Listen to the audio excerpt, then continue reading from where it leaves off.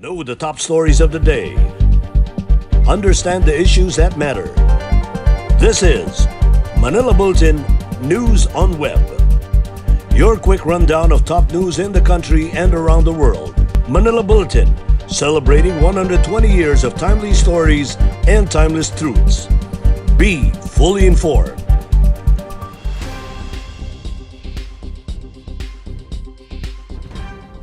Hi, I'm Barbie Atienza. This is MB Now, and here are your news on web. Malacanang explained that the new general community quarantine bubble is not a hard lockdown as the economy remains to be open, but the movement of people will be restricted.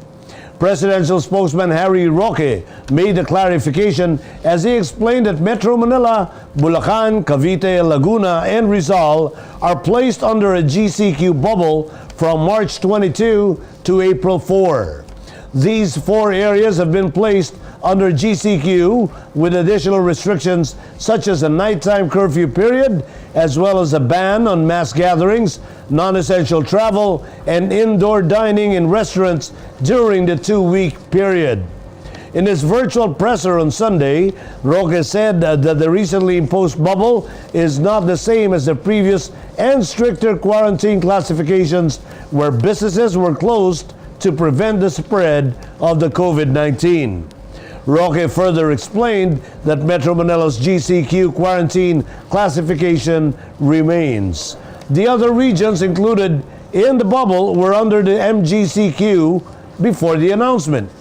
The palace official, however, encouraged businesses to adopt the work from home or telecommuting arrangement if possible. Wala po tayong lockdown.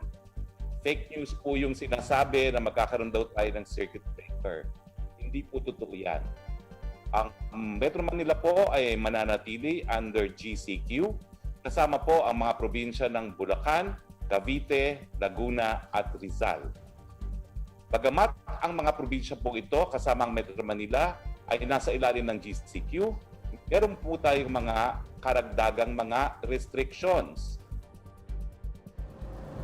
House-to-house symptom checks will be stepped up in Metro Manila and other places with a high number of coronavirus cases to prevent wider transmission of the illness. According to presidential spokesman Roque, concerned local government units must actively find the persons with coronavirus disease in the high-risk barangays using the coordinated operations to defeat epidemic code protocol.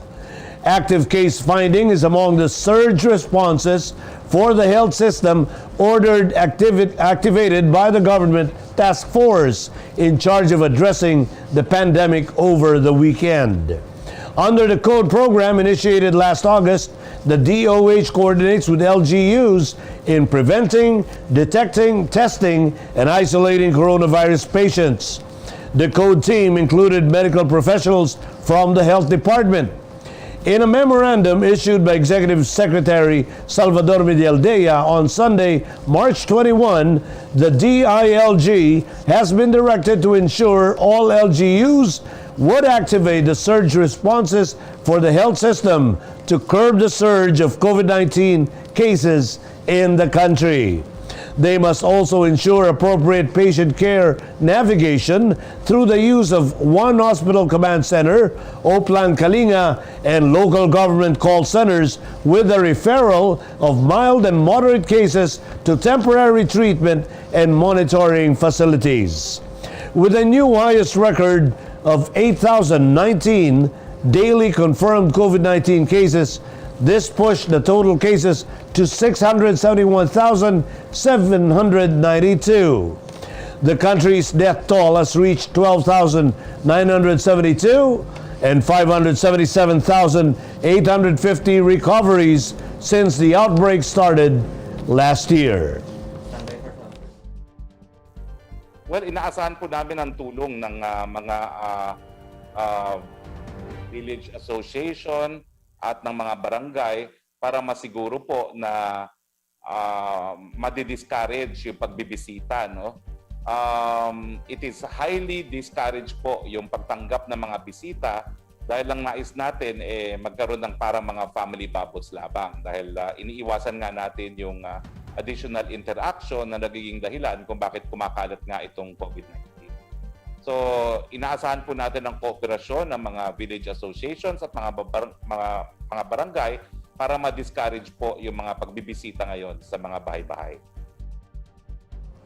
A dramatic reduction in coronavirus cases is the ultimate aim of the government at the end of the 2-week implementation of stricter movement curbs in Metro Manila and 4 nearby provinces, according to a palace official. In a television interview, presidential spokesman Harry Roque explained that the additional restrictions, such as ban on mass gatherings, have been imposed in NCR Plus to prevent the further spread of the illness. Before deciding on the GCQ bubble, Roque said 3 health experts told the IATF that the country's cases would likely increase further unless we do something. The COVID-19 case surge has been attributed to increase of mobility and the detection of new coronavirus variants in the country. Roque also appealed anew to the residents of NCR and the 4 provinces, especially the seniors and the vulnerable, to stay at home as much as possible, except for work and essential activities. He said a stay-at-home rule has become a tried and tested formula to reduce COVID transmission in communities. Malacanang said plans for the Holy Week will have to be postponed as non-essential travel outside the GCQ bubble is prohibited until April 4 to arrest a spike of COVID-19 cases. The Department of Interior and Local Government ordered the Philippine National Police and the local government units to strictly impose the prohibitions on all forms of mass gatherings as Metro Manila and its 4 adjacent provinces were placed under general community quarantine from March 22 to April 4. DILG officer in charge Bernardo C. Flores Jr. also directed the PNP to conduct strict border checkpoints in the provinces of Laguna, Cavite, Rizal, and Bulacan to prevent the entry and exit of non-essential workers and to enforce the uniform curfew hours of 10 p.m. to 5 a.m. ordered by President Duterte. Flores explained that the prohibition on public gatherings have been declared under GCQ with restrictions as mandated under Resolution 104 of the Interagency Task Force on the Management of Emerging Infectious Diseases. The resolution states that all mass gatherings, including religious activities, are strictly prohibited and the holding of face-to-face meetings are discouraged. In lieu of this, virtual meetings are highly recommended, while the holding of weddings, baptisms, and funeral services are still allowed but limited only to 10 persons. The PNP has also deployed some 10,000 police officers in Metro Manila to enforce the prohibition against mass gatherings. In Metro News, 16 more Manila barangays to be placed under lockdown. Quezon City to sue Manning Agency for failure to help COVID-19 positive contract worker. And Caloocan Molecular Laboratory now accepts RT-PCR testing for work and travel purposes. More from this report. 16 more barangays in the city of Manila will be placed under lockdown starting Wednesday, March 24 due to the surge in COVID-19 infections. Manila Mayor Francisco Isko Moreno Dumagoso on Sunday signed Executive Number 11 placing the following barangays under lockdown from 12:01 a.m. on Wednesday, March 24 to 11:59 p.m. on Saturday, March 27. Disease surveillance, massive contact tracing and verification of testing and rapid risk assessment will be conducted during the lockdown. Those living in the said areas will not be allowed to leave their houses except for buying food and necessities as well as emergency cases. Affected residents will receive food boxes from the city government. The local government of Quezon City on Sunday, March 21 said it will file charges against another manning agency for its failure to help a worker who tested positive for the coronavirus disease. The patient from Lapu-Lapu City in Cebu used public transportation to go to the Quezon City Hall and seek assistance from the Disaster Risk Reduction and Management Office. The patient has been staying in Quezon City since February 21 while waiting for his deployment abroad. The city government said it will press charges against the Staff House Manpower Office for violating Republic Act No. 11332 or the Mandatory Reporting of Notifiable Diseases and Health Events of Public Health Concern Act. The Caloocan Molecular Laboratory is now accepting residents and non-residents of the city who wish to avail of RT-PCR or swab tests for COVID-19 for travel and work purposes. Mayor Roque Malapitan made the announcement in Facebook post on Sunday. The laboratory will be open from Monday to Saturday from 8 a.m. to 11 a.m. Clients will only need to present a valid identification card and active and updated PhilHealth card. The RT-PCR test costs 391 pesos if clients have an active and updated PhilHealth account and 3,800 pesos for non-PhilHealth members. The result will be sent to the client's email address after 24 hours. Here are the top news in other parts of the country. Parish in Bulacan elevated to the rank of minor basilica. 2 million pesos worth of hot lumber seized in Samar. And last Indon captive rescued in Tawi-Tawi and an ASG leader killed. Here are the details. A church dedicated to the Blessed Virgin Mary in Bulacan Province has been elevated to the rank of minor basilica. The Diocese of Malolos on Sunday, March 21, announced that the La Purísima Concepcion Parish Church in Santa Maria Town was granted the title of minor basilica by Pope Francis. The church, founded by the Franciscan missionaries in 1792, is also the home to the revered image of La Purísima Concepcion de Santa Maria, which received canonical coronation on February 1, 2020. The church is the second minor basilica under the diocese, next to the minor basilica of Our Lady of Immaculate Concepcion or Malolos Cathedral, and the 18th in the Philippines.